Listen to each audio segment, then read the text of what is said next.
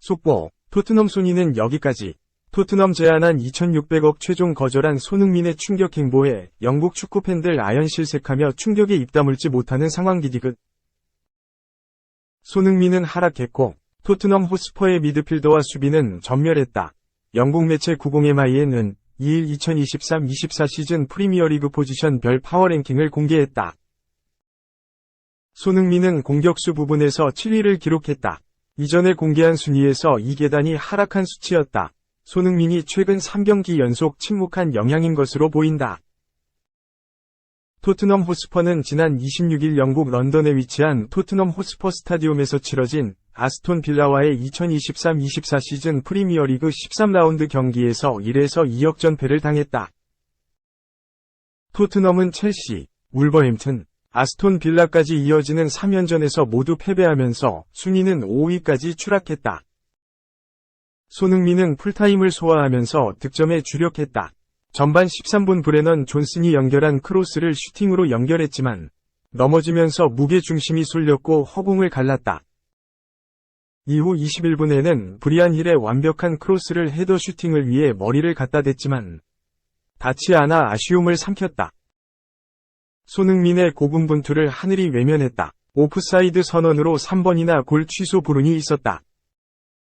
손흥민은 전반 44분 피에르 에밀 호이비에르가 하프라인 부근에서 패스를 찔러준 것을 잡은 후 빠르게 문전 앞까지 파고들면서 때린 슈팅이 환상적인 궤적을 그리며 골망을 갈랐다. 하지만 침투 과정에서 오프사이드가 선언되면서 골은 취소됐다. 손흥민은 후반 4분 문전에서 간결한 터치로 아스톤 빌라의 골망을 흔들었지만 패스를 건넨 존슨이 오프사이드 위치였다는 판정으로 또 골이 취소됐다. 손흥민의 불운은 계속됐다. 후반 40분 포로가 연결한 슈팅이 골대를 맞고 나왔고 재빠르게 골을 터뜨렸지만 역시나 오프사이드 선언으로 골은 인정되지 않았다. 손흥민은 경기 후 경기 결과만 생각하면 당연히 마음이 되게 아프다. 선수들은 끝까지 포기하지 않았고 또 계속해서 찬스를 만들었다. 패배할 만한 경기는 아니었다고 생각한다. 며 결과에 아쉬움을 표했다. 그러면서 또 하나의 계단을 올라가는 중이라고 생각한다. 이런 상황 속에서도 좀 더 배우려고 또 노력하면 더 좋은 모습을 보여줄 수 있을 거라고 생각한다. 고 반전을 다짐했다. 오프사이드로 인한 골 취소에 대해서는 어쩔 수 없다. 준비를 좀 덜 했기에 이런 결과가 나왔다고 생각한다. 조금 더 부지런하게 움직였다면 이런 상황에 안 걸렸을 것이다. 도움을 주지 못한 것 같아서 좀 많은 책임감을 느끼고 있다. 고 아쉬움을 표했다. 토트넘의 미드필더와 수비는 전멸했다. 제임스 매디슨, 크리스티안 로메로, 미키 반 더 벤, 데스티니 우도지 등이 포함됐지만 모두 빠졌다. 이유는 부상이다. 매디슨은 첼시와의 PL 11라운드 경기에서 쓰러지면서 고개를 숙였다. 부상은 크지 않을 것이라는 전망이 있었고 잉글랜드 대표팀까지 승선했다. 하지만 곧바로 상황이 바뀌었다. 몸 상태가 예상보다 좋지 않았고 하차했다. 매디슨은 내년 복귀가 예상되면서 토트넘은 비상이 걸렸다. 포스테코글루 감독은 생각한 것보다 부상 정도가 심각하다. 내년이 되어야 볼 수 있을 것이다. 며 상태를 언급했다. 반더벤도 첼시와의 경기에서 쓰러졌다. 토트넘의 엔제 포스테코글루 감독은 꽤 심각해 보인다. 며 장기 부상 가능성을 언급했다. 로메로는 첼시와의 경기에서 퇴장으로 그동안 경기를 소화하지 못해 순위가 하락했다. 토트넘의 골문은 지키는 중인 굴리엘모 비카리오는 3계단 하락한 5위를 기록했다. 2. 수원의 몰락, 예견된 일이었다. K리그. 수원 삼성과 강원FC는 2일 오후 2시 수원 월드컵 경기장에서 하나원큐 K리그 1, 일부 리그, 2023 파이널 라운드 B, 하위 라운드, 맞대결에서 0대0으로 비겼다. 같은 시간 11위였던 수원FC는 수원종합운동장에서 열린 제주유나이티드와 홈경기에서 1대1로 비겼다. 이로써 강등권 최종 순위는 10위 강원, 승점 34점, 11위 수원FC, 승점 33점, 12위 수원, 승점 33점으로 마무리됐다. 최하위 수원, 35골, 은 수원 FC, 44골,와 승점은 같지만 다득점에서 9골이나 밀려 최하위가 확정. 자동 강등됐다.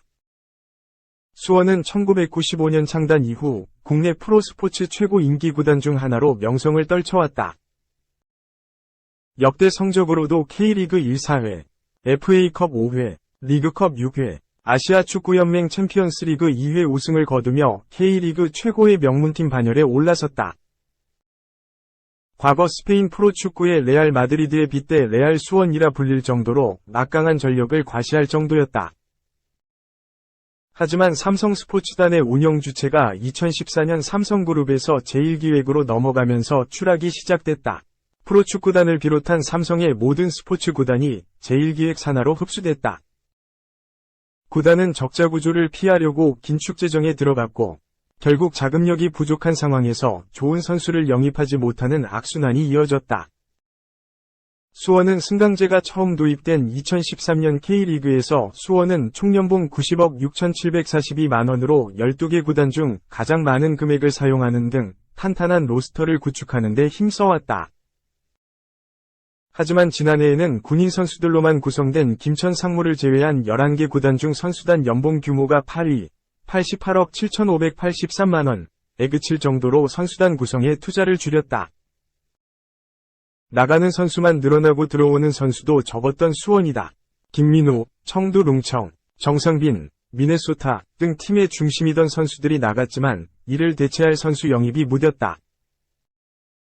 특히 지난해 13골을 기록하며 득점 3위에 올랐던 오형규를 올해 초 셀틱, 스코틀랜드으로 이적시키면서 이적료 300만 유로, 약 42억 원을 받았지만 올해 확실한 보강을 하지 못하면서 못했다. 외국인 영입도 낙제점을 받았다. 이전까지 산토스, 조나탄, 타가트 등 좋은 외국인 선수들을 보유했지만 최근 들어서는 외국인 선수가 수원에서 활약하는 경우는 극히 드물었다. 올 시즌 영입한 외국인 공격수 중 뮬리치, 21경기 4골 1도움, 바사니, 21경기 3골 1도움, 웨리포포, 6경기 무득점 등은 기대 이하의 활약을 펼쳤다. 선수단의 로스터 두께도 점점 얇아지면서 점점 성적도 곤두박질치기 시작했다. 2019년 8위, 2020년 8위, 2021년 6위 등 중하위권을 맴돌던 이들은 지난해에는 10위까지 추락하며 승강 플레이오프를 처음 경험했다. 승강 플레이오프에서는 FC 안양을 상대로 1승 1무로 간신히 잔류에 성공했다. 하지만 올해는 지난해와 같은 기적이 없었다. 시즌 초반부터 잡음의 연속이었다. 7경기 연속 무승, 1무 6패에 그치자 이병근 감독을 경질했다. 이후 최성용 감독 대행을 거쳐 김병수 감독이 지휘봉을 잡았지만 올해를 버티지 못하고 또 경질되며 플레잉 코치였던 염기훈이 감독 대행을 총극을 빚기도 했다. 확실한 계획 없이 감독 교체 등과 같은 미봉책이 결국 올해에는 통하지 않은 셈이다.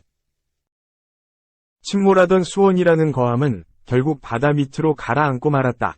수원은 이제 바다 밑에서 배를 다시 고쳐야 하는 상황에 직면했다.